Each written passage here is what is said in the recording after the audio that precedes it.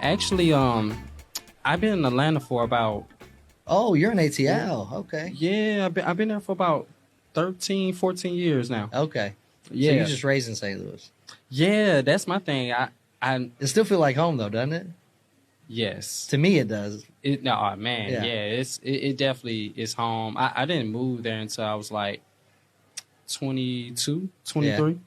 That's when I moved to Atlanta. Okay. Yeah. So you went to St. Louis High. So you're a Flyer. Yeah, man. Yep. Shout out to them Flyers, yo. Man, their football team was good. Always good. Football is crazy. Track. Yep. Good. Track's good. So. Yes, sir. All right. You ready to do it? Let's do it. All right. Let's get it. Well, welcome everyone to the Burbank Card Show in Anaheim. We're excited to kick this live stream off, doing it right. So we're going to be live streaming all weekend. Make sure you check out Hobbzi.live for the live stream. We'll be going, you'll be able to see an agenda on Hobbzi.live. We'll have that up here shortly. We're going to get that up. We've had some requests for that, so we'll make sure that gets up. But yeah, we'll be live streaming the whole time. But we're going to kick this thing off right with one of my main men.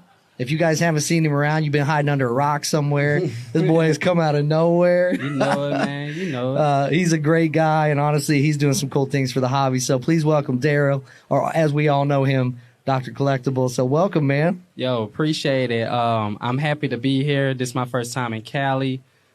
Is it your first time in Cali? Yes. You got to do it up, man. Yeah, I'm thinking about staying out here until like Monday. So I really want to adventure what Cali is about. Yeah, you got to get the whole feel when you're out here on the West Coast, man. I mean, you're in LA, you know? Yeah, this is different. It's a different vibe.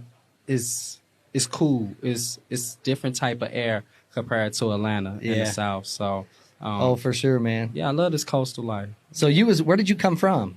So actually, I flew in from Atlanta. Okay. Then came into Vegas, stopped there, and then went straight here. Very nice. So you just got in today. Yeah, I flew in straight to Orange County.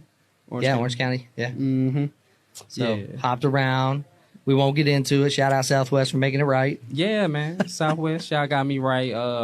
Had some difficulties, things of that nature, but yeah, Southwest got me right. I would have been here late. Actually, what I found out was the other airline told me I was not going to be able to get here until tomorrow. Yeah, we won't say what that airline was. Bingo. Yeah, shout out to Southwest for right.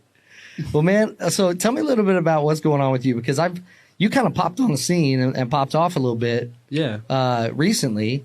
So I haven't heard your backstory, and I don't know if a lot of people have, honestly. So, like, when did you get? And I had heard that your dad was into collectibles. That's really all I know. So, what's the backstory here? How'd you get in? Pop off so quick? So, my dad, he got me into collectibles when I was at a young age. For his like sports cars, he tried to get me into it because I wanted to play sports. You got to think about it. I was born in '89, around '97. I was playing video games, playing a lot of Super Nintendo. Yep. That was my bread and butter. So years later, I get into sports, and I'm like, all right, I like sports cars. I started watching Kobe. And Kobe really got me into watching sports heavy. Yeah. I just like the way you're talking live ball. sports now. Yeah. He really opened me up to like learning the art of basketball because I wanted to play. Yeah. But I really didn't watch it as much. I just liked the game. And got older, understood it. Years later, I moved to Atlanta. So, and at this time, it's a funny story that Kobe Bryant actually followed me on Twitter years ago. My dad has his high school jersey. Oh, wow. And he was like, he wrote a sign like, yo, follow my son. He's a big fan. And from there, he actually followed me and actually, like, had a smart relationship. You know what I'm saying? Yeah. Where I was able to keep in touch with him, things of that nature. You know what's funny is I've heard that about Twitter. Like, I've heard people say, like, a buddy of mine, actually, I think it's the guy running the Switcher, said he had the same birthday as Brian Urlacher. And Urlacher, he reached out to Urlacher every year, said happy birthday, and Urlacher always said happy birthday back, man. I appreciate it. So Twitter's kind of an interesting platform for that. It is. Yeah. Twitter did it for me. After that, I became a really big fan. And my dad, long story short, my dad would send me Kobe Bryant cards for my birthday while I was living in Atlanta. Yeah. Still living in Atlanta, but he would send me cards here and there, and then Kobe had died, and his card started skyrocketing. At that time, I was going through some things in my life, and had just got me a new spot, and I started to sell some of the cards.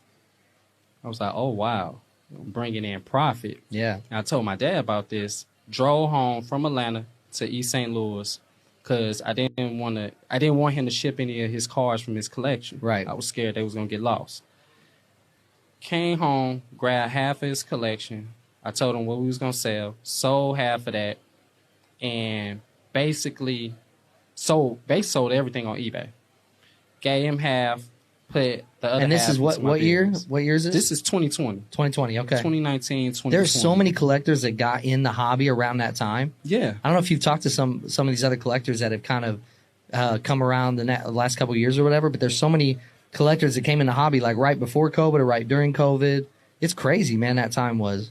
It was a ridiculous time for me. I was like, I couldn't believe the numbers. I even had bought an Xbox and sold it for, I bought it for like $550, the Series X. Yeah. For my birthday. Like 6 months later, I just really, really got into cars. I sold it for like $1,200 on eBay and took $800 that bought my first Kobe Bryant autograph. Yep. For $800, sent it to Golden Auction. They got it graded by PSA, came back PSA 10, pop one, sold for like $3,700. And then after that, I did not look back. Yeah. Like, I was like, okay, cards is really about the flip. Yeah. It was crazy at that time. Yep. So you've got collectors, Mm-hmm. you got flippers, Yeah. right? So you fall more in the flipping category. But everybody always asks this, and I kind of get like, Okay. you kind of get like, I don't know. Everybody asks this question, so I'm always worried I'm going to ask it too much sometimes. No, but you're good. obviously, there's always something somebody collects, Right. and then you got your cards you're going to flip. Like, what helps you make that decision, collecting versus flipping? Because I got ones I'm sentimental about that I don't want to get rid of, but then I got ones I could care less about that I'm just flipping. So, like, what's that? What's that trigger for you? You know what's crazy? I figured that out last year for me. So what I was doing, the problem that I had with myself was that everything I was collecting was PC, was Kobe Pop Ones. I wanted to build a Pop One collection. Every year that he played, autograph, Pop One, whatever. I don't give a care if it was PSA, Beckett, or Ring Club. I don't care. Just Pop One, because his cards are so, his cards are so broad in the market. Right. And I was like, if I'm going to collect anything, it's going to be the rarest of Kobe Bryant autos. But for me, I'm more of a collector than a flipper. And after selling some of my PC, and I was like, yo, it's kind of hard to sell some of these cars because I'm not making the money back like I want to. Right. The sentimental part that came in, Yeah. I was like, yo, I need to figure out. This year, I was like, at the beginning of the year, I said, how can I figure out how to make revenue in the hobby without having to sell a card? I want to collect. I want to buy, and I want to be able to PC what I want. But I started getting into content creating. Okay. Yeah. After that, partnerships, working with businesses. I really had found myself. And that's what it is for me, though. To answer your question, definitely collector. I'm more of a collector, but I had to flip to get to the point where I wanted to start collecting. And I think it's okay too to flip to make the money you need to collect what you want too. Because like that's kind of where I found the sweet spot is like what cards do I want and what do I have to flip or sell to get there. So it's kind of this.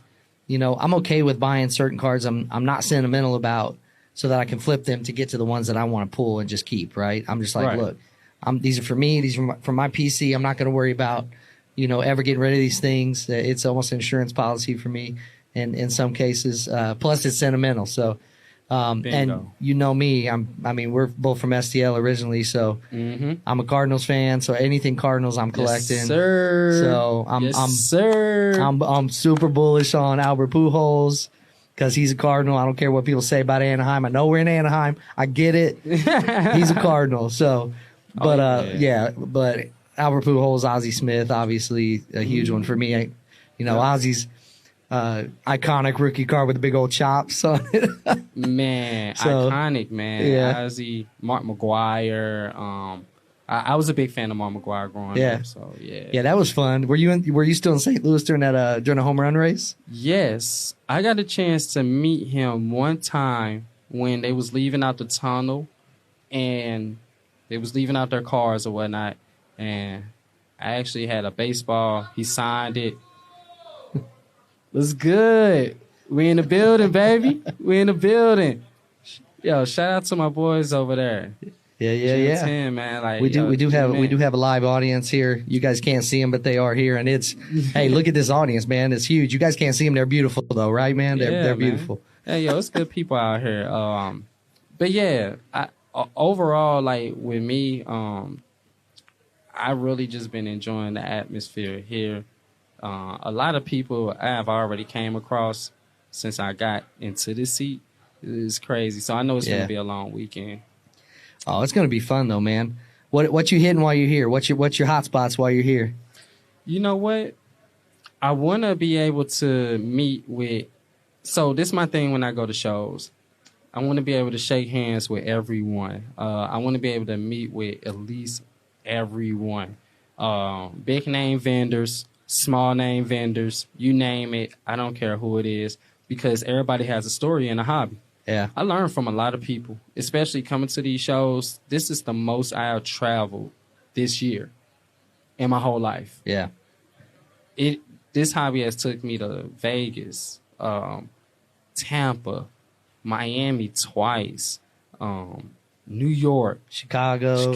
LA. Dallas. Yeah, you feel me? So for me, I want to be able to meet with everyone here. There's a lot of familiar faces from like the national, like you say. So I'm down to see what the West Coast is about too. Like a lot of shows I'm going to is East Coast. Yeah. Far West was Make Collective where we met. Yep. But yeah, now that I'm at the edge, California, I want to see what they're about. And Burbank's too. The car father, I got a chance to meet him. Oh yeah. Yeah, what a great guy, man. Like, does a great job. I mean, honestly, EJJ, Rob, the whole team just do a great job with this show. And it's still it's such a young show, like, but they've done such a great job and it's grown so quickly. This thing's going to be big, man. I mean, it's, you figure, I mean, this thing's what? Maybe, was it a year old now? Year and a half old, maybe? Something like that? Yeah, I want to say, is this like the third show? Dakota, how old is the Burbank Card Show? 3 years old? No, next 2 years old. Started, there's one show and then 2 years old this year. So Yeah, so year and a half old. So crazy how much this has grown. A year and a half in, man. I mean, two levels now. It's crazy. Oh yeah. See, that's the thing. I haven't even seen the seen upstairs yet. Like, oh yeah. Like you're talking about downstairs, and this is crazy. I can imagine upstairs. And what's crazy is this is still, I mean, this is kind of VIP night. You still got vendors setting up. We're not even fully set up yet, so it's going to be interesting. What? Yeah. Yeah, you are right. I mean, it's only Thursday. Right. Yeah, I can feel it, man. I know this place is going to be Saturday's going to be hopping for sure. Listen, this place here it's going to be crazy. I already heard about the other shows, so yeah, I can only imagine what it's going to be. Who's going to pop up? Who knows, man? Who knows? But it's definitely going to be fun. We're going to be here the whole weekend, enjoying it, bringing it to the people that couldn't make it. So it's going to be fun to do that. So hey, man, I want to thank you for coming on. Yeah. Like, one thing I love about what you do and what you stand for is, every time I see you walking around a room, you're shaking everybody's hand. You're saying hey to everybody. You're doing your thing. Yeah. I just love that you walk up to each and every person and have a conversation with them. I think that's so cool. Like, and I think it's good for the hobby. Like, to know that you got, everybody talks about, hobby influencers. Some people love them. Some people hate them. But at the end of the day, if you got people like you that are ambassadors for the hobby, that are out there meeting people, talking it up, bringing new people into the hobby, that's good for all of us. So No, I agree. That'd be my mission. Every time I partner with shows, things of that nature, I want to be able to show everyone at home. Like literally, I tell you, this is the first year where I've really been traveling. right. 3 years, I was at home watching everyone else content. So for everyone that's at home that can't make it, like that's the content or the people that I'm trying to reach out to, that new audience. Like this setup here and what y'all doing for the people at home, like that's major. You want them to feel like they're actually at the show. So for that, I commend you as well, man. Serious. Well, that's good. Well, hey, let's take it to a new level, and Hobby's only going up from here, so we're excited about it. Well, hey, we appreciate you, Dr. Collectible. Yeah. Make sure you go have fun in LA, man. It's a good spot. Enjoy the show, and we'll see you around, man. All right. Thank you, brother. Have a good one. Yes, sir. Hey, Yes, thanks for sir. joining us, guys. We'll be live again here pretty soon. Make sure you visit Hobbzi.live to check out all the content. Again, we'll have the agenda and schedule up for you soon so you can see everybody that's going to be on for the weekend. We'll also be live on the floor, on and off during the weekend, which is going to be fun. We're going to have Corey right here Yes, sir. coming up later. Show your slab. Yeah. Yo, that's my guy right We there. got Corey from Show Your Slabs wanting to see Dr. Collectible's actual doctorate degree. But he's got one. He's got one. Yeah. I ended up getting a PhD in the hobby. You know, We got hold on. We got a PhD in the hobby. yeah, like Okay. I look at it like this. I heard this quote before. My phone's going off. I heard this quote where this guy say, you know, it depends on how you start off. I looked at 2020 as my freshman year because it was my first time coming in. Right. 2021, sophomore. Going back, junior year. Now this my senior year, 2023, and I'm really like, you know, trying to There put you go, myself yeah. in place. So I feel like where I'm at now and coming across guys like him, influential. Yo, no, seriously. I came across him 4 years ago at Culture Collision. Yeah. Slab Strong, Culture Collision, like 4 years ago, and I still interact with these individuals. Yeah. Like, it's a good bond, you know. Oh, for sure, man. Anything that, you know, come to me about anything, I support it. So, yeah, that's what I'm about. Good deal. Well, if you guys want to see Corey from Show Your Slabs and Tim from Slab Strong, they'll be joining us. I believe it's Friday and Saturday both. They'll be on stage. Of course, everybody knows, you know, Tim can't miss him because of the big old hat. You know it. But you know but yeah, it'll be fun to get them up here. Oh, he's coming up to say hi. My guy right here. Crash the party, crash the party. See, going on, that's the joy fam? of live stream. You can't cut this out. This guy, one of the hardest, quickest growths in the hobby. Yeah, for like, sure. Fast and deserves it, but I'm not Slab Strong. We're not all the same. I'm Show Your Slabs. You call me Slab Strong. No, you said you met Slab Strong at the. At Yeah, Hey, I don't met look at both me, of man. y'all. I didn't see anything. Didn't I ain't say your show your fault. slab? I I just said get show your called- slab. We'd have to ask the people at home. I don't know. Timmy getting too much Okay, shine. I see where we're Everyone going. calls me Slab Strong. Slab Strong. He ain't No. even Slab Strong anymore. He sold out. Oh yeah. You heard? Yeah. I know how that deal went. So So Yeah, we'll get Corey up here. He'll have his time. I have my He time. loves I the took the spotlight, dollar so he's got to come shot. steal some of it. But no, It's live. this is live. We're live streaming, man. So turning up, baby. all right. Hey guys, again, thank you for joining us. We'll be back here soon. Make sure you check out Hobbzi.live for everything going on this weekend at Burbank. We're excited. We'll see you soon.